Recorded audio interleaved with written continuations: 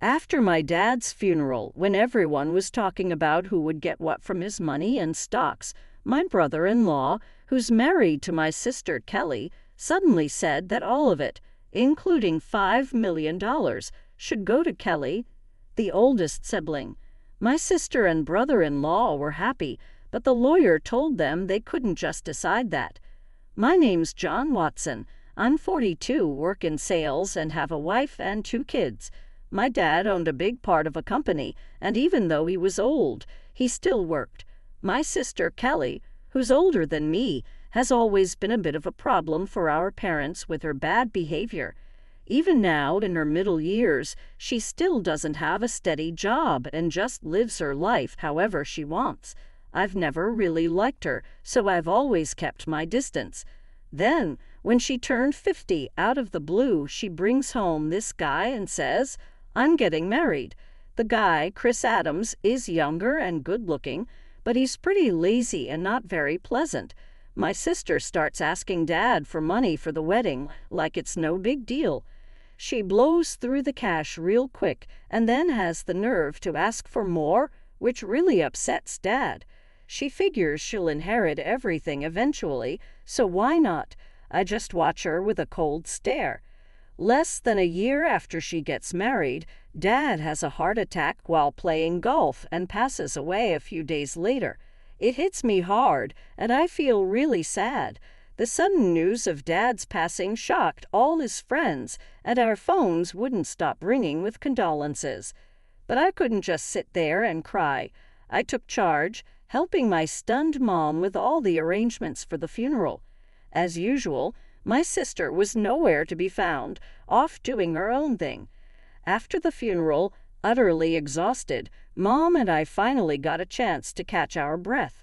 But the very next day, a lawyer showed up at our door to talk about Dad's will. Mom and I already knew what was in it, but my sister and her husband barged in, clueless about the whole thing, and dropped a bombshell. All of Dad's stocks and the $5 million inheritance will go to my wife, the oldest daughter, so hands off, my brother-in-law declared. Mom and I were speechless at their audacity. "We did it, Kelly.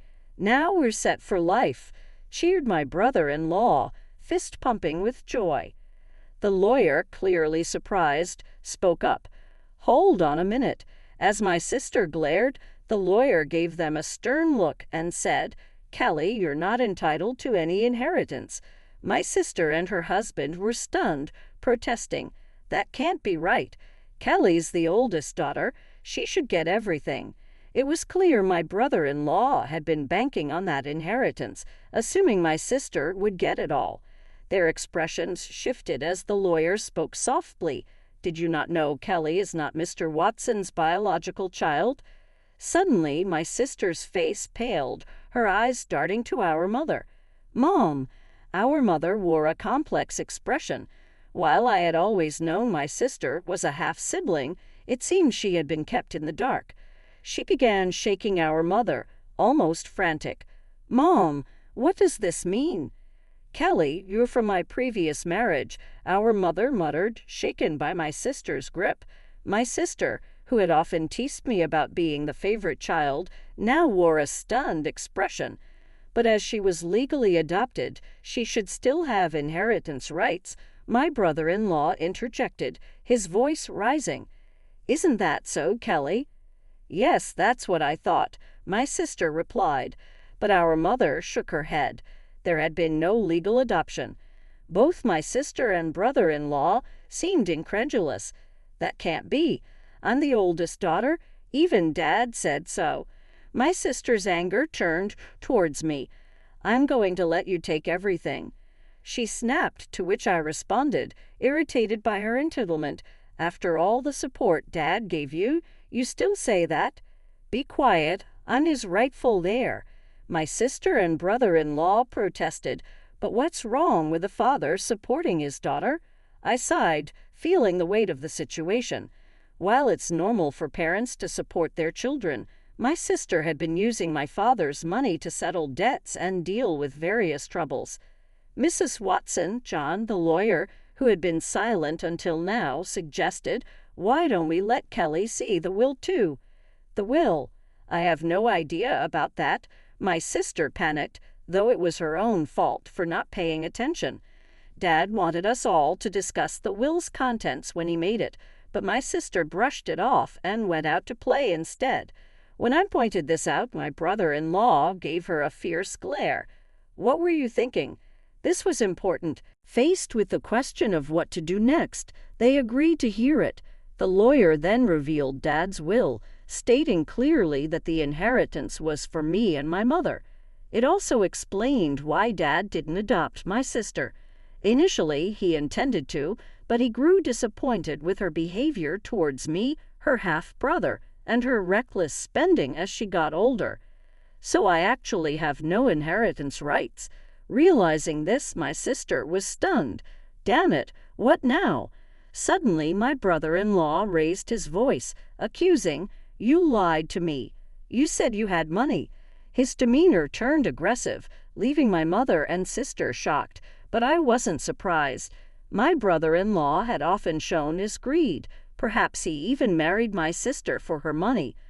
"Kelly, don't come back until you've got some money," he commanded. "Wait, Chris, what do you mean? I thought I was going to be wealthy. What a letdown." Roughly pushing past my sister, my brother-in-law stormed out of the room. Left behind, my sister glared at us, her face red with anger, and cried out to our flustered mother, "Mom, why didn't you have me adopted? It's not fair that only you get the inheritance. I should have gotten something too, but you didn't handle it right. This is awful, Mom," she sobbed, making a scene. I was taken aback by her outburst, but the lawyer seemed unfazed, perhaps accustomed to such drama. "Why does he get everything?" she demanded. "Because I'm Dad's son," I responded. My sister's eyes filled with anger as she longed at me, shouting, "You! It would have been better if you were never born." I thought to myself that even if I hadn't existed, Dad would likely have made the same decision given my sister's character. Before I could say anything, the lawyer calmly intervened. "Kelly, if you continue like this, it will involve the police." My sister flinched, possibly recalling her past shoplifting incidents. "Kelly," our mother called out, tears in her eyes. 6 months passed, and the inheritance proceedings went smoothly without any hiccups. Though my sister and brother-in-law grumbled for a bit, the lawyer's efficient management left them with no room to meddle. My mother gave my sister some money, but I refrained from commenting on it. What bothered me most was their sudden disappearance with the funds, displaying their blatant gold-digging behavior, which left a sour taste in the mouths of our relatives who were aware of the situation. One day I took my mother, wife, and daughter out for a meal. Thanks to my wife's suggestion, my mother, who had been somewhat withdrawn since Dad's passing, seemed more cheerful in the company of her adorable granddaughter. "Hey, Mom, why don't you come live with us?" I proposed. "But you know, Kelly might drop by sometimes. She only shows up when she needs money, right? Don't be too accommodating with her." My mother hesitated. Her reluctance was understandable, given that my sister is her biological daughter. Plus, if our family moved into the family home, my sister might stir up trouble again. Respecting her concerns, I simply asked her to think it over as I drove towards the family home to drop her off.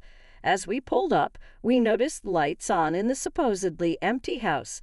It wasn't the time for the helper to be there, so maybe my sister had returned. With that in mind, I parked the car in the garage. "Let's pop in for a quick coffee," I suggested as we stepped out of the car and headed towards the entrance. Suddenly, a car swerved toward us, narrowly missing us. Reacting to my daughter's cry, I instinctively shielded my wife. Ouch! The car grazed me, but I was thrown into a nearby flower bed, taking a hard knock. The car came to a halt after crashing into the garage entrance. "Are you all right, honey?" My wife and daughter rushed over to help me up while my mother stood trembling at the entrance, understandably shaken. Panic ensued, and I was rushed to the hospital by ambulance, where I had to stay overnight. Later, I learned that the driver was Chris Adams, my brother-in-law. He claimed to the police that he mistook the accelerator for the brake, but I doubted his explanation. When my mother and sister visited me in the hospital, my sister looked at me coldly and remarked, "You're surprisingly resilient, aren't you?" I couldn't help but think that if I had been seriously injured, my mother would have inherited everything. "Too bad for you," I said with a smirk. My sister visibly tensed. "You were counting on it, weren't you?" I noticed her discomfort as she looked away. "Well, Mom told me she plans to waive her inheritance in my favor, so causing such an accident was pointless." My sister seemed taken aback by this revelation. It appeared incomprehensible to her that someone would refuse what they could inherit. "I have a wife and kids, so Mom asked me to pass it on to them. That's what parents do." But my sister stuttered. "I even made a will early on, following Dad's example," I continued, leaving my sister speechless. "So unfortunately, my share won't be going to Mom anymore." My sister trembled and shook as she stared at me. "Can't you at least give me some? There's $5 million, right?" When I firmly refused, my sister's face contorted into a furious expression as she grabbed my collar. "Give me half. I'm your sister." I regarded her with pity as she continued to scream in an unsettling tone, perhaps driven to madness by the prospect of the inheritance. "Don't you realize that your greed would disappoint Dad?" My sister's face flushed with anger as she reached for my throat. "Kelly, what are you doing?" My mother interjected, her voice raised as nurses arrived to escort my sister out. Although my mother seemed inclined to defend her, it was clear that my sister had directed insults towards her too. Where did I go wrong in raising her? It was heartbreaking to hear my mother say this with sadness in her voice. Shortly after, my mother fell ill. As her condition worsened, my wife and I stepped in to assist with transportation and household tasks at the family home. This seemed to upset my sister, likely because she had encountered my wife during her visits to ask for money or had heard about our help from our mother. One day, my sister called me abruptly. "From now on, we'll take care of Mom. You two don't need to come," she declared. "What's this all about?" I tried to reason with her, but my sister didn't listen and hung up, claiming it was already decided. I confirmed with my wife, who had received the same message and been dismissed. Concerned about my sister's lack of experience in caregiving or household duties, I quickly reached out to my mother. Surprisingly, my brother-in-law had some caregiving experience, which provided some comfort. At that point, my mother was still quite independent, so it seemed manageable for the time being. I felt a bit relieved. However, within a month, my mother was rushed to the hospital by ambulance due to a medication dosage error. She appeared alarmingly frail when we arrived. The doctor was puzzled. My mother had never made such a mistake before. While my wife stayed with her, I went back to the family home, only to find it in disarray. The fridge was empty despite my mother's love for cooking, and it seemed the hired help had been canceled without any discussion. I felt ashamed for even considering trusting my sister and was furious. A significant amount of money had been withdrawn from my mother's bank account, even though her bank card and PIN were secured in the safe. Thankfully, the account containing the inheritance was untouched in a safe deposit box, but most of the funds allocated for living expenses were gone. I gathered essential items for my mother's hospital stay, along with her bank card, and returned to explain the situation to her. "Did Kelly?" my mother asked, seemingly unaware of the bank card situation. However, when I inquired about the medication error, she looked somber and confessed that it was prepared by my brother-in-law. "Mom, perhaps it's best not to allow my sister into the house anymore," I suggested. "I promised to take care of you, but the house is in such disarray, and you've lost so much weight. Have you been eating properly?" My mother's words weighed heavily on me. "Mom, you should come live with us. I'll build a home where we can all be together," I proposed, causing my mother to break down in tears. However, her health continued to deteriorate despite the doctor's efforts. Perhaps the incident with my sister had weakened her heart. She never recovered and eventually passed away, almost as if following my father. Upon returning to the family home to make funeral arrangements, I discovered that all the valuables had vanished. It appeared my sister and brother-in-law had taken them in their desperate pursuit of money. Standing amidst the empty rooms, I was first shocked and then consumed by a fierce anger. I vowed to hold them accountable for their actions. The day after my mother's funeral, my sister and I were scheduled to meet with the lawyer, presumably to discuss the inheritance. Too bad Mom's inheritance rightfully belongs to me, her daughter, my sister boldly declared. I couldn't help but chuckle at her statement, as it seemed she was gravely mistaken. "Let's see what the will says," I suggested as the lawyer unveiled the document. My sister's face drained of color. "No, this can't be. Kelly is not entitled to inherit anything. That's Dad's final wish." My brother-in-law exploded in anger. However, the lawyer calmly reiterated the same statement. "This is absurd. Kelly is that old woman's biological child," my brother-in-law shouted, sweeping items off the table in a fit of rage. "You can't deceive us. Give us the inheritance now." "Chris, did you try to harm my mom?" I confronted him. He shot me an irritated glare. "What? I never did such a thing," he retorted. "Then why was there a mistake with her medication?" I pressed further. My brother-in-law scowled in annoyance. "Who cares about that, John? It's outrageous that we're not getting any inheritance." My sister interjected, seemingly losing her composure. "What have you done?" I asked her, stunned. It seemed she hadn't rushed over after hearing about our mother's passing, but had been banking on the inheritance to cover her expenses. "Tell me this isn't true. I'm getting nothing," my sister demanded of the lawyer. The lawyer began carefully explaining the legal distribution of the inheritance. However, after deducting the amount my sister had withdrawn and the items she had sold, there was almost nothing left. She scratched her head in frustration. This outcome had been reached after consulting with the lawyer in advance. "That can't be. It can't be this little," my sister muttered to herself, clearly dissatisfied. Having relied on our parents without ever experiencing the hardships of work, she seemed out of touch with reality. I couldn't contain my contempt. "Mom thought you'd take care of her, but you just took her money and abandoned her. You ungrateful person." I couldn't hold back my anger. "Taking care of someone costs money, you know."